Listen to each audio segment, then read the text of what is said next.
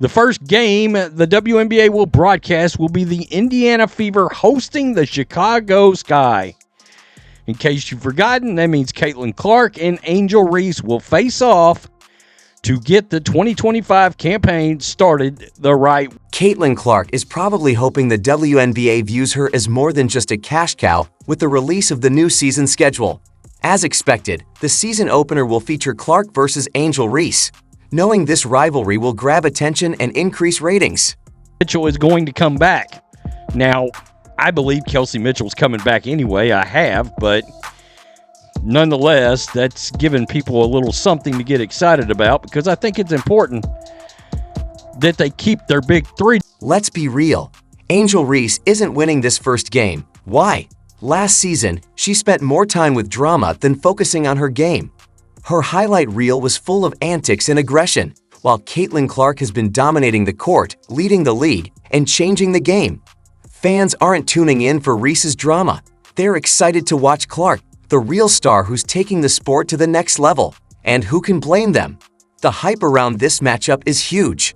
We'll give the WNBA credit for this because this is exactly what it should be for the first game, and that is a rematch with Angel Reese. It's certainly going to draw a lot of attention. The Indiana Fever have released a hype video. By the way, in case you're wondering, key dates. Caitlin Clark is doing it again, leaving defenders behind and giving the WNBA a fresh new look. The 2025 schedule is a masterstroke, packed with drama, rivalries, and smart marketing. And at the center of it all, Clark, the star who's capturing everyone's attention.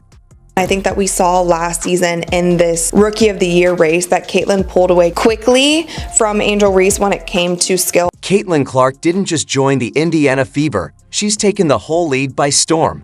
Fans who once couldn't tell a rebound from a layup are now acting like WNBA pros. Clark has everyone paying attention, and the WNBA is smartly making the most of her star power. Absolutely the right move to put Angel Reese and Caitlin Clark against each other in the opening game. If I was running the league, you can bet that's exactly what I would do. Caitlin Clark didn't just join the Indiana Fever, she changed the whole league. Fans who barely knew the basics are now acting like WNBA experts. She's gotten everyone's attention, and the WNBA is taking full advantage of her popularity. Remember, Clark at many points last year tried to say that there was no rivalry between the two. While Clark tried to downplay the rivalry, Reese certainly tried to do whatever she could to stoke it. Well, that's because, without Caitlin Clark, Angel Reese doesn't draw the same paycheck.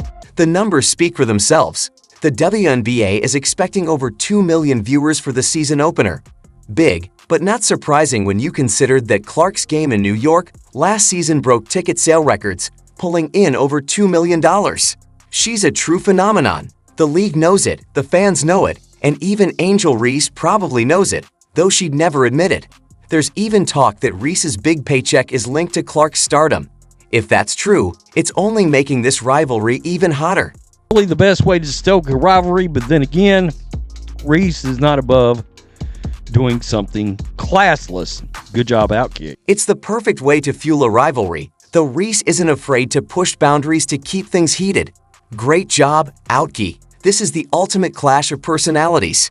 Clark's calm, controlled style against Reese's fiery, aggressive energy. The league has certainly played up this rivalry, and honestly, good for them. But it feels like they're relying a bit too much on Clark's star power. She's not just carrying the Fever, she's carrying the entire league. The least they could do is give her the respect she deserves, instead of just profiting off her success. Out every game they've played in this year except 3. Embracing opportunities to play in front of a lot of fans. Behind the back again for Clark, give her another assist and a chance. I mean, hearing them cheer every possession is exactly what we need every single night. Boston there with the... In 2024, the Fever sold out all but 3 of their games. Yes, just 3.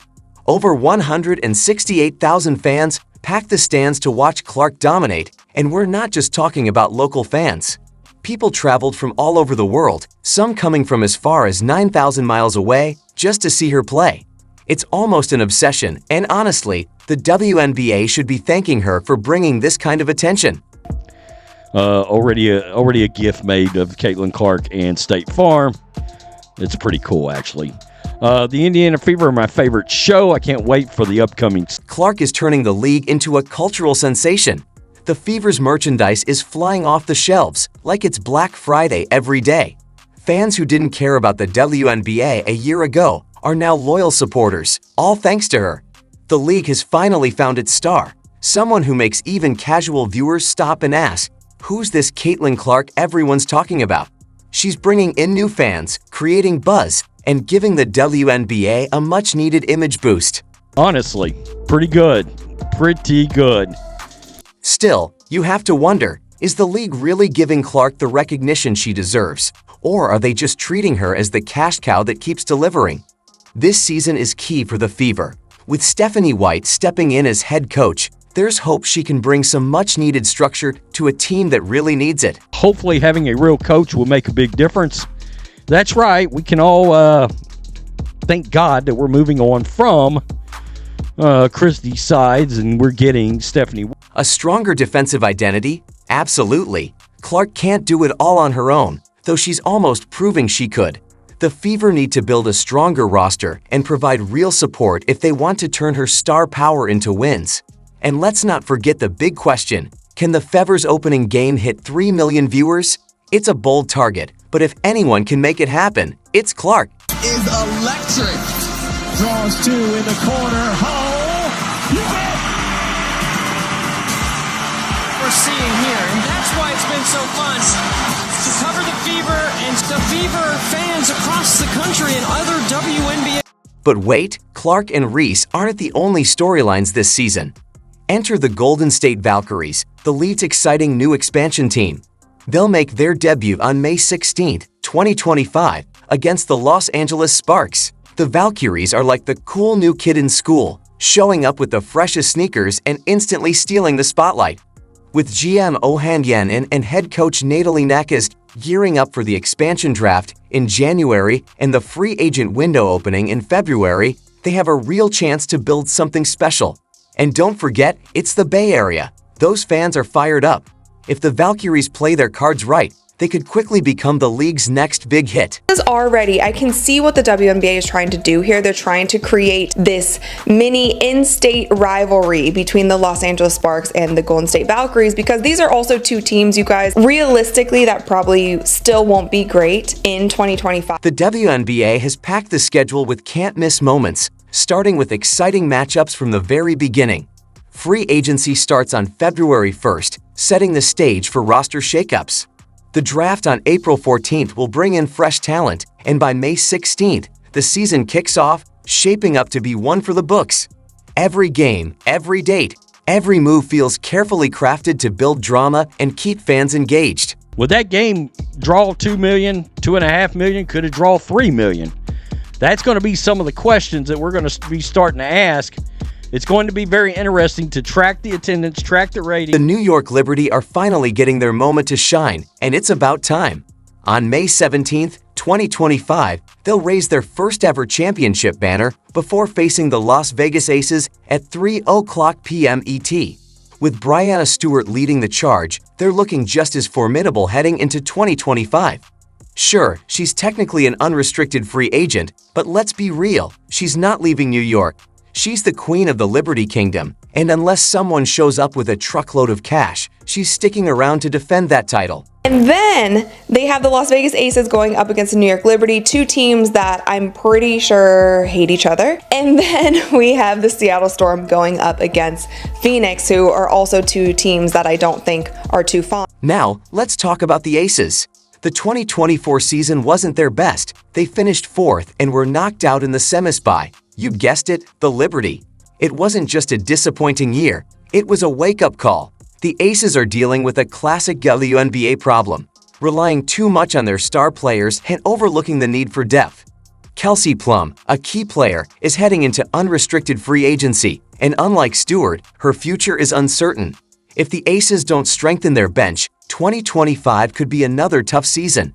The Liberty are out to prove they're still the league's top team, while the Aces need to show they're not fading away. There's no way that this Indiana Fever doesn't improve from last season, especially with their new coach. Especially, we will see what pieces they decide to keep, what pieces they decide to trade for, who they decide to draft. Like, I think the Indiana Fever are going to be really good. I'm not sure if I can say the same for the Chicago Sky. It seems like their organization in general. The WNBA's future seems to be riding on Clark's shoulders. Can she lead the Fever to a championship? Will she keep turning casual viewers into diehard fans? One thing's for sure, Caitlin Clark has already rewritten the WNBA playbook. She's not just a player, she's a game changer. If the league is smart, they'll stop treating her like a PR tool and start giving her the respect and support she deserves. Because let's face it, without her, the WNBA wouldn't be nearly as exciting right now. All right, and that son of a bitch would have went mega viral, introducing the schedule, and maybe at the very end, Angel Reese shows up in the video, whatever. You know, whatever flames the fires, that's what I would do. This season isn't just about Clark, Reese, or even the Valkyries. It's about the WNBA committing to its growth and showing it can deliver top-tier entertainment. From Clark's magnetic presence to the Valkyries' debut, everything is saying, pay attention. This isn't just a sports league anymore, it's a full-blown spectacle. If the rest of the season lives up to the opening act, we're in for one unforgettable ride.